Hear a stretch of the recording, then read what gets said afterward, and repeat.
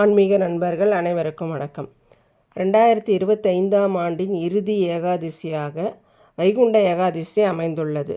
வருடத்தில் வரும் மிக முக்கியமான ஏகாதசிகளில் ஒன்றான மார்கழி மாத வளர்ப்பிறை ஏகாதசியான வைகுண்ட ஏகாதசி இந்த ஆண்டு டிசம்பர் 30ஆம் தேதி செவ்வாய்க்கிழமை அமைந்துள்ளது. மற்ற மாதங்களில் வர ஏகாதசிகளில் விரதம் இருந்து பெருமாளை வழிபட முடியலன்னா கூட பரவாயில்ல. மார்கழி மாதத்தில் வரும் வைகுண்ட ஏகாதசி அன்னைக்கு இரவு முழுவதும் கண் விழித்து உபவாசமாக இருந்து பெருமாளின் திருநாமங்களை சொல்லிக்கொண்டே இருப்பதால் பாவங்கள் நீங்கி புண்ணியங்கள் அதிகரிக்கும். அதோடு வேண்டிய வரங்களும் குடும்பத்தில் செல்வ செழிப்பும் வைகுண்ட பதவியும் கிடைக்கும்.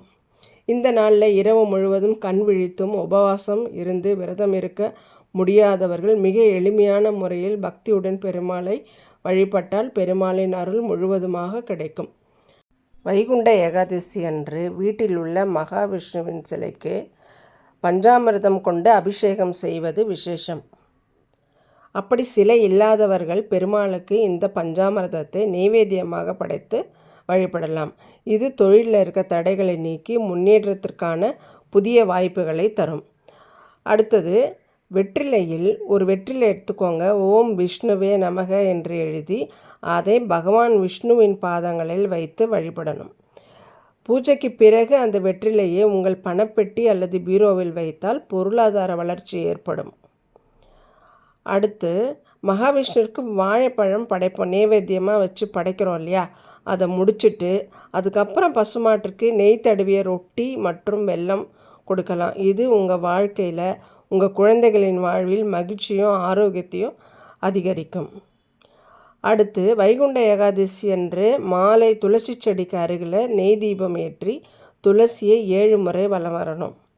துளசி செடிகளின் இலைகளின் மீது ஸ்ரீ என்று எழுதி மகாவிஷ்ணுவிற்கு அர்ப்பணிப்பது வீட்டில் செல்வ செழிப்பை உண்டாக்கும்.